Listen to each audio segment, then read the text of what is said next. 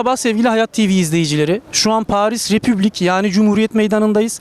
Fransa'da El Khomri çalışma yasasına karşı yapılan eylemlerin merkezi burası Republik Meydanı. El Khomri yasa tasarısı ortaya atıldığı ilk günden itibaren Fransa'da milyonlarca insan sokaklara çıktı, eylemler düzenledi. 2 tane genel grev yapıldı. Şu an sendikalar 28 Nisan'daki yapacakları büyük genel greve hazırlanıyorlar.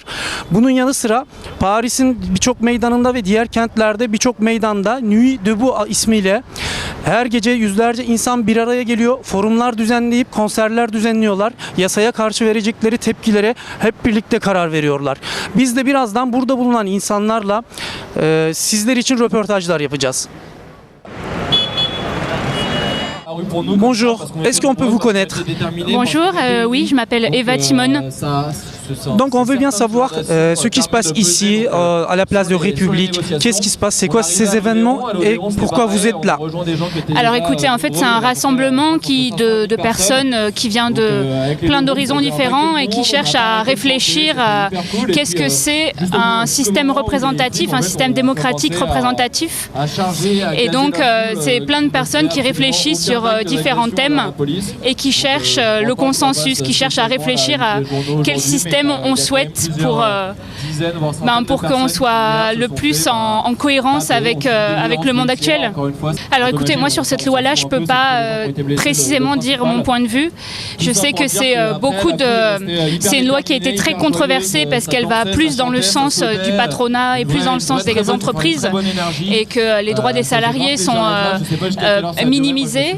Et finalement, en fait, ce rassemblement qui à la base a été motivé par cette loi a permis une convergence des luttes et a permis en fait à tous les mouvements de contestation et de réflexion de se rejoindre pour réfléchir ensemble. Comment ça s'organise les Nuits Debout? C'est par les syndicats? Non, c'est un mouvement qui est citoyen et apolitique. Donc il ne faut pas qu'il soit réapproprié par des mouvements politiques avec des étiquettes, ni des syndicats, ni des partis politiques.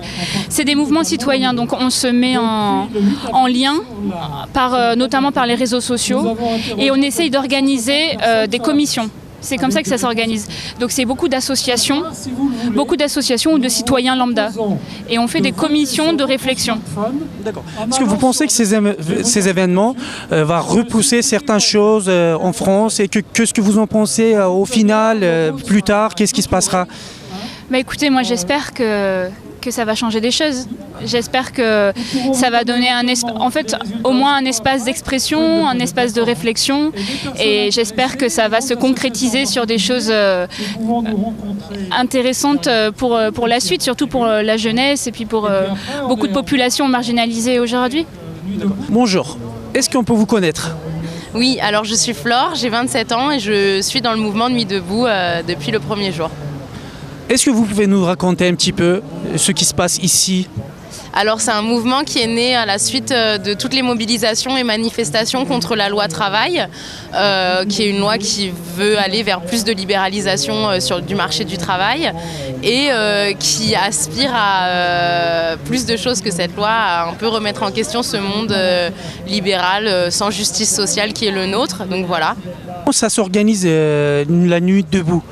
C'est par les syndicats, c'est un mouvement civil, passif, et comment vous le voyez? Alors c'est un mouvement qui se veut sans étiquette, donc on n'est pas affilié à un parti politique ni à un syndicat, donc c'est juste un mouvement citoyen, il n'y a aucune structure juridique, il n'y a aucune organisation, c'est juste des gens qui ont envie de se réunir tous les jours à la même heure, au même endroit depuis le 31 mars. Et voilà, il y a des gens qui font partie de partis politiques, de syndicats, il y a des gens qui travaillent, qui ne travaillent pas, il y a des gens qui sont très à gauche, un peu moins à gauche, c'est assez hétérogène et c'est ça qui est beau. Et on essaye surtout de se mettre d'accord tous ensemble avec le constat que ça ne va pas. Est-ce que vous pensez que ce mouvement-là va repousser la loi d'El Khomri ou autre chose? Qu'est-ce que vous attendez de ce mouvement-là? on n'espère pas la repousser, on espère carrément l'annuler en fait. C'est ça le projet, c'est que la loi ne voit pas le jour, n'existe jamais. Et si on a une victoire, si on arrive à ça, eh ben on s'attaquera à d'autres choses. Il est question aussi de s'attaquer au TAFTA, de s'attaquer aux différents traités comme ça de libéraux, ou de s'attaquer aux réformes des retraites et du chômage qui vont avoir lieu bientôt. Donc voilà, mais ça va dépendre de la victoire ou non face à la loi El Khomri. Est-ce que vous avez une coordination avec les autres, la Nuit debout, comment ça se fait? Alors ouais, il y en a, je pense, plus de 150 en France et même dans d'autres pays. Il y en a maintenant en Belgique, en Allemagne, en Espagne, au Canada. Enfin, il y en a un peu partout. Et on commence à essayer de se coordonner, mais c'est pas facile parce que tout se passe hyper spontanément. Donc c'est un peu compliqué de trouver des outils pour se mettre tous d'accord. Mais on commence à essayer de trouver des moyens, notamment avec Internet évidemment, de faire une seule et même voix, quoi. Est-ce qu'on peut vous connaître? Oui, vous pouvez parfaitement me connaître. Je m'appelle Quentin, je fais partie de l'équipe presse de la Nuit debout à Paris. Voilà à peu près qui je suis, et pour ça vous dire un peu comment ça se passe ici. Donc c'est un mouvement qui a commencé il y a maintenant 3 semaines, qui a lieu donc tous les soirs sur la place de la République et puis partout dans le monde, parce qu'on a des nuits debout qui sont dans différents pays, en Allemagne, au Portugal, en Espagne, au Québec et puis partout en France. Et donc c'est un mouvement populaire et citoyen qui vise à permettre aux gens de se réapproprier le pouvoir politique, se réapproprier la citoyenneté, de débattre, de reprendre possession des places publiques et de remettre le citoyen au cœur des politiques. C'est vraiment quelque chose qui était crucial pour nous. C'était à la fois de s'opposer à une loi française qui est la loi sur le travail, qui est une loi injuste et qui a cristallisé beaucoup de colère et beaucoup d'amertume vis-à-vis du gouvernement, mais pas que. Et puis surtout de relancer une dynamique d'espoir, une dynamique de co-construction et de démocratie qui était vraiment extrêmement importante pour nous. On voit que ces événements-là, ça augmente plus en plus chaque jour. Qu'est-ce que vous en pensez? Ça va où? Oula. Alors oui, ça augmente de plus en plus chaque jour et c'est quelque chose dont on est très fiers. C'est ce que je vous disais sur la question internationale et puis sur la question de la diffusion partout en France. On a des nuits debout qui se montent dans des toutes petites villes, des nuits debout qui se montent dans les banlieues, et ça c'est un vrai grand succès. Et il faut surtout pas se dire que parce qu'on est là à Paris sur la place de la République, on est les seules nuits debout au monde. Au contraire, on est bien plus nombreux quand on est tous ensemble. Et alors après, sur la question de ça va où, honnêtement j'en sais absolument rien et c'est tant mieux. C'est-à-dire que voilà, je vous l'ai dit, c'est un mouvement qui a 3 semaines d'existence.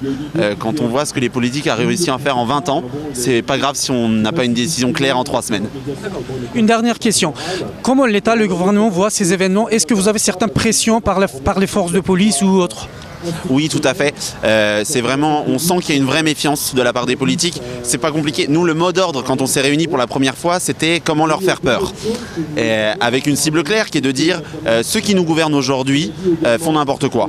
Aujourd'hui, en France, quand on élit quelqu'un, on lui donne son vote une fois et ensuite il a carte libre pendant 5 ans. Et c'est proprement scandaleux. Et donc on le voit bien aujourd'hui. C'est-à-dire que le gouvernement qui au début nous regardait avec un peu de sympathie, un peu de paternaliste en disant ils sont jeunes, c'est bien que les jeunes s'engagent, c'est hyper important, bravo, avec une petite tape sur la tête, aujourd'hui est dans une posture bien plus méfiante et on le voit sur le déploiement des forces de police, on le voit sur les lignes qui sont données aux médias qui nous attaquent sévèrement sur certaines choses, on le voit aussi sur le discours politique, que ce soit de la part du gouvernement ou de la part de la droite en France, qui est extrêmement violent à l'encontre de la Nuit debout.